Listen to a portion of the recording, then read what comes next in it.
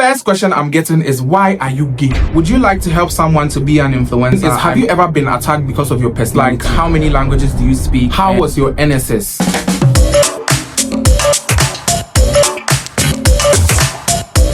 Oh my god, this is really giving YouTube. Hello guys, welcome to my first ever YouTube video. I've never done a YouTube video before. This is my very first one, so I hope you guys really like it. And this is not my accent. I'm going to switch to my normal accent right now. I posted some Q&As on Instagram that you guys should ask me questions, and then I'll come here on YouTube and then answer you guys, which some of you actually left some questions, so I'm going to answer that. But before then, I want to do like a quick introduction. I want to tell you guys a little bit about myself because I feel like most of you don't really know me. So my birth name is Muhammad Ali. I wasn't born in Ghana. I was born in Saudi Arabia. I came to Ghana around 2007. I didn't do nursery and those kindergarten things. Okay, I went to kindergarten, so I started school in kindergarten 2. That was when I started school. KG2, that's when I started school. And then I continued from there. I went to Ijaz Islamic Basic School. Then I went to Dasco International School or something. I don't know what it's called, but they used to sing Dasco Dunak Bele Sadi. Yeah, that's cool. That was when I was young. And then when I stopped there, I went to Republic Academy, the one at Kaswa. Now it's a big school. When I used to go to that school, we had like 2 classes combined. So class 3 and class 4 used to sit together. Class 5 and class 6 used to sit together. We didn't have JHS. So it was really hard. And the whole place was like now developing. Now, if you look at the school, and I heard that they even pay in dollars. I'm like, hey, Sege. I was there from class 2, class 3, class 4. I was about to go to class 5, then I stopped. Then I went to Mercy Daycare at Abosokai. When I went there, because I hadn't been to school, I moved to like from Kaswa to Accra. So when I moved to Accra, I hadn't been to school for like 2 semesters. So I was repeated 1 semester. So I wasn't able to go to class 5. They took me back to class 4. I remember I cried my eyes out because I wanted to like be promoted and go. But I think it's all for the good. I was able to enjoy free education and things. And then when I was going to class 6, I stopped and then I moved back to Castle. When I came to Castle, I went to Zenith International. And that was where I continued from class 5, 6, Form 1, Form 2, Form 3. I completed, went to Achimota School, went to the University of Ghana. When I was in Achimota School, I studied visual arts, which was a brilliant choice, a very good decision I made because I loved art. I can draw, I can sculpt. Anybody that knows me from my school knows that Almed is very, very artistic. When I went to the University of Ghana, I studied psychology and philosophy and classics. Those were the 2. They gave me archaeology, but I dropped archaeology in the long run, like in level 200. Then I continued with the rest. Somebody would ask me, how is the course you are studying helping you now? So I do basically social media. What I do is like marketing. Social media is like, social media marketing. Like every influencer is some way, somehow a marketer. So psychology in there is helping me with the marketing, and even the philosophy and classics, especially when it comes to the classics, the drama aspect, me playing roles and characters and acting and all of that, it still plays a role in there because I did a lot of Greek drama, Greek plays and all of that. So I know all of that about theater and all of that. Now, the reason why I never really did YouTube was because 1, I didn't have enough followers to be motivated to start. 2, I was always lazy about starting a YouTube channel, but now I have started. So it means that whatever the case is, I'm still going to continue. And I'm coming with some more fire. The content I'm about to release are sick. And I don't think any Ghanaian out here is doing that. Not just Ghanaian. I think worldwide, many people are not doing it. So I get a lot of questions like, how many languages do you speak and where did you learn those languages? So I speak Fanti, I speak Ga, I speak Chi, I speak Hausa, I speak English. I can read French, I can read Arabic. And the reason why I'm able to speak multiple languages is because I never really lived at one place. If you listen to where I told you I schooled, I was moving a lot because my mom was having like a lot of problems with the people that were taking care of me, my guardians. So if she has this problem with this person, then she'll be like, okay, move to this. Or maybe this person is going somewhere, so you have to move to this. And that was how it was. I never really stayed at one place for a very long time until I got to Kaswa. When I went to Kaswa, that was when I stayed for a very long time. So I've been in Kaswa for like 12 to 13 or even 14 years now. And the movement was too much. All the time when I go to new schools, I have to re-socialize, I have to make new friends. It was a lot of things for me, emotionally, mentally. It wasn't healthy. So when I finally stopped at Kaswa, it was really good for me. You remember I told you I went to school from class KG2 to class 1 in Ijaz Islamic Basic School. That was where I studied, or I learned how to speak Ga. My Ghana self no cry is spoiling because I don't get a lot of people to speak the Ghana with. It's not really consistent. So sometimes my really like one was she like it on it, but like but you get I can't really like you get back. So most of the contents I even do sometimes I call my friends to help me like put the sentences well. It's not like the sentences are wrong. They are not wrong, but in my head, I feel like it's wrong because I'm not speaking it very often. So I generally don't like to speak it, but I'm practicing more these days with my friends and I'm trying to learn and regain my Ga language. And for the Hausa, because I lived in Accra Zongo, I learned Hausa over there. It's a Najin Hausa. It's a Nagayda Ku. I could do a YouTube video now, but I could do a Banida Kumu Fada. Fancy, I wouldn't really say I know how to speak fancy. But in there, like kasa ne bo ho a enyim de ebotu aka but sometimes no ontum mba yi like emmerse ma me de brofo ne fante no erfrafra enye dem no woye no but mer try and our Trinity is like our daily language, so I know how to speak the tree that I die. So Trinity is just there. And I also get a lot of questions. People are asking me, how do you know how to speak English so well? How are you so eloquent? How are you this? How are you that? Guys, I watch a lot of movies, like American movies. I watch a lot of British movies. I watch a lot of cartoons. If you have a child, make sure your child watches a lot of cartoons because for all you know, the child is picking up some things from there. Growing up, I was very intrigued by the English language. I don't know, for some reason, I just wanted to speak very well. And as a JHS, I used to hear my teacher, Mr. Say, he used to tell me that, oh, this boy, you speak so well. You speak good English. You speak good English. And I think that's what has like manifested. And then like, I'm really speaking like some good English. Personally, I don't really think I speak good English. I mean, I use basic words and basic sentences. But sometimes if I make mistakes and people try to correct me, meanwhile, I'm looking at it as if you are overdoing because the fact that they said I can't speak English doesn't mean that I can't make room for mistakes. And Arabic, I was already born in Saudi Arabia. So when I was coming to Ghana, I knew how to speak Arabic. But then because I wasn't speaking in Ghana, the Arabic just disappeared. And I used to go to Makaranta. So going to Makaranta helped me maintain that reading of Arabic. And also like I could speak like one, be like, Kaifa halik. Then the response is like, Alhamdulillah, what's your mother's name? Like something like that. It's not really major, but I try. I have 3 sisters in Saudi Arabia and they speak very good Arabic, very good English, very good Hausa. So on my mom's side, my mom gave birth to 7 kids. But on my dad's side, he gave birth to 5 kids. I don't want to get into that story. It's none of your business. First question I'm getting is, why are you gay?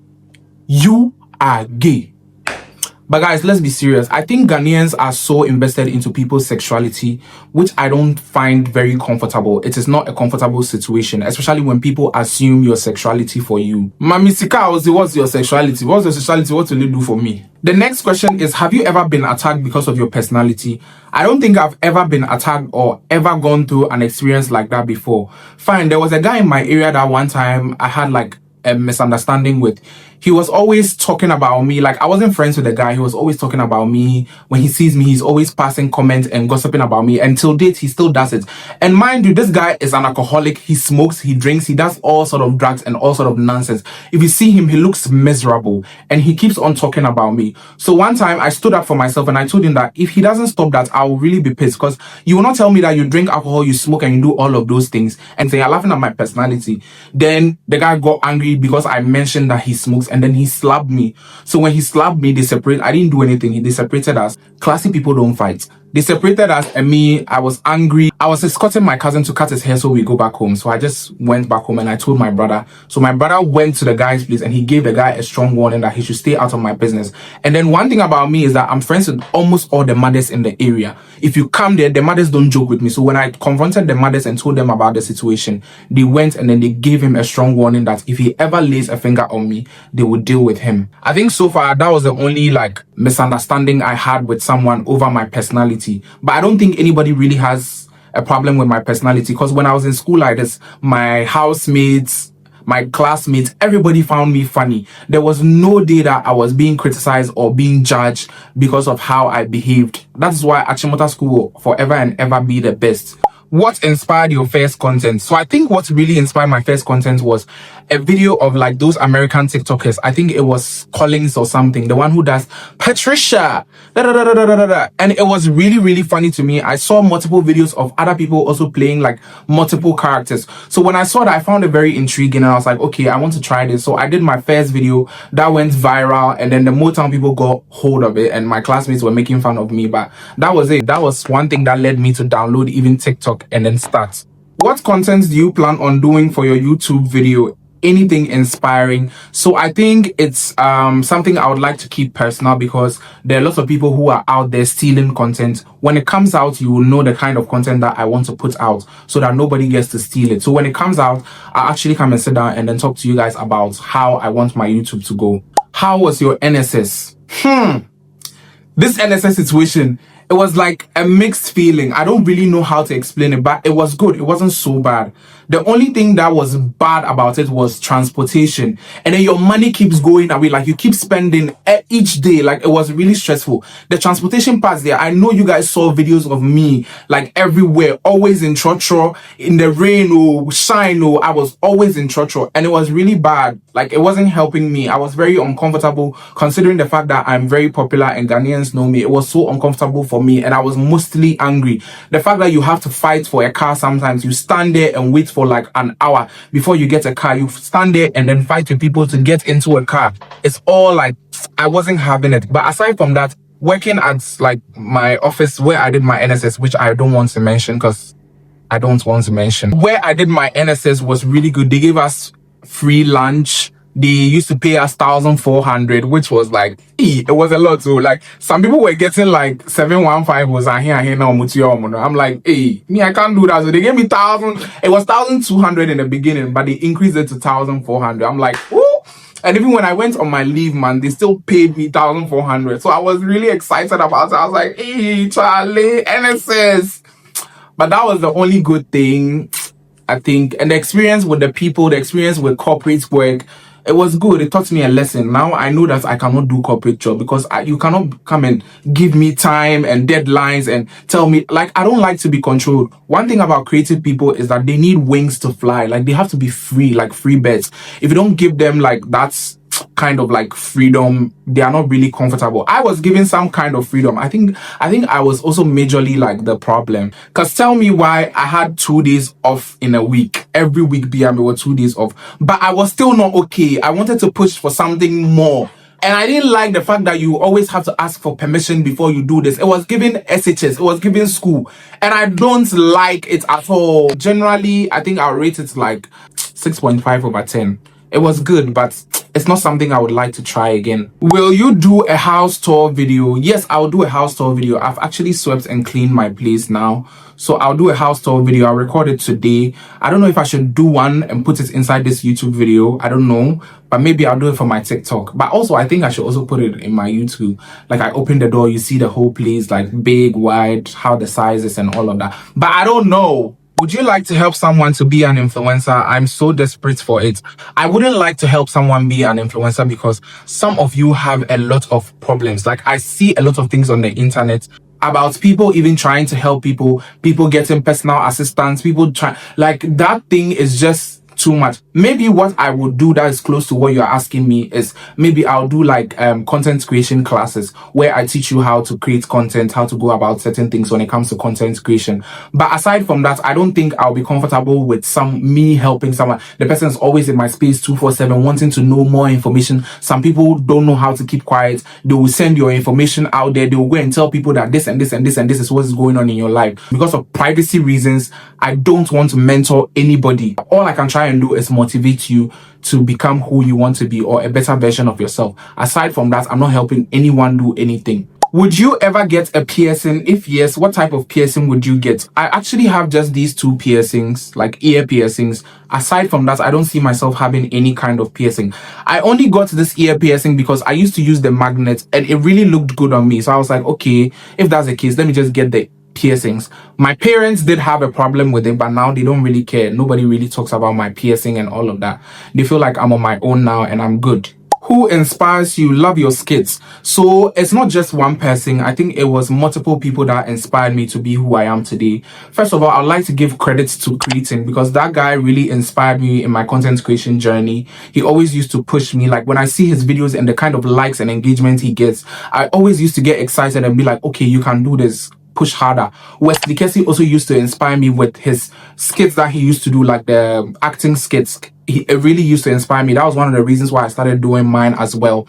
Then I think recently it's been like a whole lot of people, which I wouldn't really like to mention, but by now I feel like I have seen my niche, I've seen what works for me, and I'm doing what works for me. But there are still people out there that really inspire me, and I think Eniolua is one of those people when it comes to fashion, how he has branded himself, like how I see Eniolua.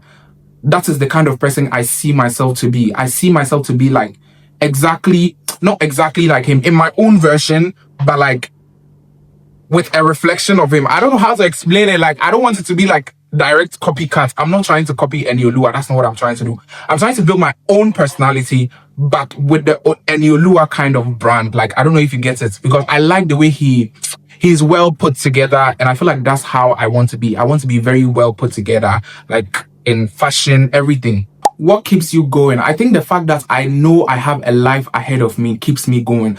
I know there's something I'm trying to reach into the future. Like, I'm trying to grab onto something to be able to be stable. So every day I wake up, sometimes I have low motivation, sometimes I have no motivation, but I still push. I'm still able to like push myself and be like, you have to get there, you have to do this, you have to go there. And one thing also that pushes me is that people don't really care. I feel like people don't really care. They just pretend to care. They don't care about you, and when you die, they will live like you were never alive. So if I were you, I would be focused on living my life and not really concentrating on other people. So guys, I think that's it for today. I don't really have an intro for YouTube, but I try and put something together before I come out with the official YouTube intro, so that we can at least be consistent with the YouTube. And I know that, okay, this intro has to start the video, I don't know, so that I know that this intro has to start first. But yeah, whatever the case is, I'll be here, guys, and I hope you guys really enjoyed listening to me. Please don't forget to like, comment, share. I never really thought I'll be doing this. Now it's now whole part, so who I beg. Please don't forget to comment, like, share. Oh god, subscribe. Why? At least you guys can do is to get me to 1K, so I'll know that, okay, these people are really like into what I'm doing. And that's it for today. If you have any more questions, you can just leave them in the comment section. I think I'll type and answer your questions. Yeah, thank you guys so much for watching. See you next time.